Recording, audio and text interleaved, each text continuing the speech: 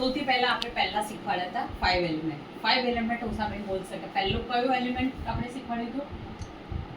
Water. Water. વોટરમાંથી શું create થતું હતું? વુડ. વુડમાંથી ફાયર. ફાયરમાંથી અર્થ. મેટલ. અર્થમાંથી મેટલ. મેટલ. આ એક 5 એલિમેન્ટ. વોટરની એનર્જી, વુડ. વોટરની energy, dryness, coldness, coldness. Okay, coldness. વુડની એનર્જી, Wind. Energy wind. ફાયરની energy, heat, hotness, heat, heat અને હોટનેસ. હોટનેસ. અને અર્થની એનર્જી humidity, હ્યુમિડિટી. અને મેટલની એનર્જી dryness, ડ્રાયનેસ. ગોખાઈ જવું જોઈએ. ક્લાસ લેવા કરતા વધારે ઇમ્પોર્ટન્સ વસ્તુ પહેલો ક્લાસ બોલીએ ને તરત મગજમાં આવી જવું જોઈએ તો જ આગળ વધાશે નકર નહીં વધારે. બરાબર? સવારે જ લખ્યું તો ગોખાઈ ગયું. ગોખાઈ દેવાનું. આ વસ્તુ મગજમાં આવી જ જવી જોઈએ. આ નહીં આવે ને ત્યાં સુધી કોઈ બી એક્યુપંચર શીખવાનો કોઈ મતલબ જ નથી. આ તો મસ્ત છે, મસ્ત મસ્ત મસ્ત વિડીયો બંધ મસ્ત. કરે બધું. ના ખબર પડે ને. બરાબર? બધાને ત્રણે ત્રણ જણા આ શીખવું મસ્ત છે. આ નહીં આવડે ને ત્યાં સુધી કોઈને કશી ખબર પડે નહીં. એટલે આ મસ્ત શીખવાનું. તો કોલ્ડનેસના ઓર્ગન ખાલી ને ખાલી ઉષાને બોલતા યુવી ને કિડની. જીબી અને લીવર. ગ્રેટ. હાર્ટ અને એસઆઈ.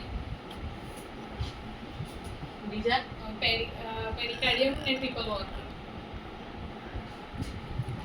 લીવર અને large intestine. Humidity. Humidity. Humidity, stomach અને સ્પ્લીન. અને ડ્રાયનેસ, લાર્જ ઇન્ટેસ્ટાઇન અને લંગ્સ. ઓર્ગન મસ્ત યાદ રહેવા જોઈએ. બરાબર? આટલું તો મિનિમમ યાદ હોવું જ જોઈએ. જ્યાં સુધી આ યાદ નહીં હોય ત્યાં સુધી કોઈ મતલબ નથી. હવે ફરીથી એલિમેન્ટ અને ઓર્ગન. વોટરમાંથી શું ક્રિએટ થાય છે? wood, wood. વુડમાંથી ફાયર. ફાયર, ફાયરમાંથી earth, અર્થમાંથી Metal. બરાબર? તો સૌથી પહેલા અને પાછું મેટલમાંથી water, વોટર. વોટર. બરાબર? તો સૌથી પહેલા ક્રિએટિવ સાયકલ જે આપણે ઓલરેડી શીખી ગયા. ક્રિએટિવ સાયકલમાં રાઉન્ડ લઉં છું. આમાં વોટર. તો વોટર છે એ કોને ક્રિએટ કરે છે? વોટર કરે છે Wood. વુડને. વુડને. તો આ કોને ક્રિએટ કરે છે? વુડને. વુડ કોને ક્રિએટ કરે છે? ફાયર. fire, fire. ફાયર કોને ક્રિએટ કરે છે? Earth. earth, અર્થ. Metal. અર્થ કોને ક્રિએટ કરે છે? metal, metal. બરાબર? ખ્યાલ આવી ગયો આટલે સુધી? અને પાછું મેટલ કોને ક્રિએટ કરે છે? વોટર. જે આપણે ડિટેલમાં સમજાવી દીધું છે. તો આ થઈ ગઈ ક્રિએટિવ સાયકલ. અને જે ઊંધી જઈએ કે વોટર એન્ટી ક્રિએટ મેટલ. એટલે કે વોટર ને એન્ટી ક્રિએટ. વોટર વધી ગયું હોય. ફોર એક્ઝામ્પલ કે આપણે આમાં સમજીએ કે વોટર ક્રિએટ કરે છે વુડને. પણ વુડ એન્ટી ક્રિએશન કોનું છે? વોટર. Water. Anti creation. આ ક્રિએશન સાયકલ થઈ ગઈ અને આ કઈ થઈ ગઈ? Anti. Anti creation cycle. તો વોટર ક્રિએટ કરે છે વુડને. તો વોટર નાખે છે તો વુડ ઉગે છે. બરાબર? Anti creation cycle wood anti creation કોનું છે? Water. Water. For example wood વધારે હોય તો વોટરનો ધોધ કેવો થઈ જાય? ઓછો થઈ જાય. વોટરનો ધોધ કેવો થઈ જાય? ઓછો થઈ જાય. એન્ટી ક્રિએશન થઈ જાય. તો જ્યારે આ ટ્રીટમેન્ટમાં કેવી રીતે યુઝ કરીશું, જ્યારે આપણે ટ્રીટમેન્ટના પોઈન્ટ લઈશું ત્યારે આ બધું યાદ રાખવાનું છે.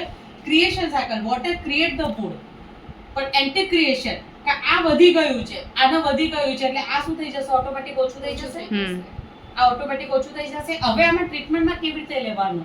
તો જ્યારે આપણે કન્સલ્ટન્સી કરીશું ત્યારે જોવાનું કે મધરનો પ્રોબ્લેમ છે કે ચાઇલ્ડનો પ્રોબ્લેમ છે. મધર ચાઇલ્ડ જ્યારે સાયકલ લઈશું ત્યારે આપણે એ ચેક કરવાનું છે કે પ્રોબ્લેમ કયો છે. અત્યારે હાલ કરંટમાં પ્રોબ્લેમ મધરના લીધે ચાઇલ્ડનો છે, ચાઇલ્ડના લીધે મધર છે. એ આજે આપણે શીખવાના છીએ. ક્રિએશન સાયકલ ખબર પડી ગઈ?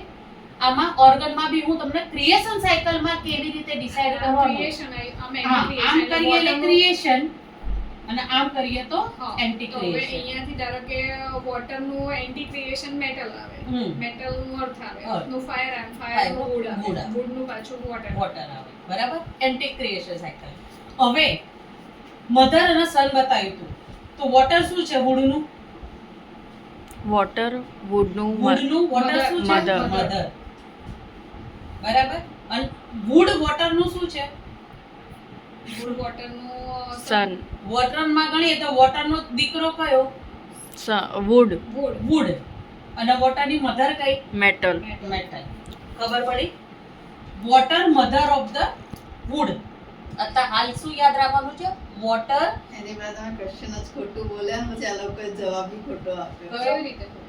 તમે પૂછ્યું કે વુડ વોટર શું? Metal metal. અને મેટલ છે, મેટલનો સન કયો છે? વોટર. Water water. મધર સનમાં ખબર પડી ગઈ એક્ઝેક્ટલી. હવે આપણે મધર સનમાં કેવી રીતે કરવાનું ને એ કરીએ છીએ. તો એમાં આપણે 7 લઈએ.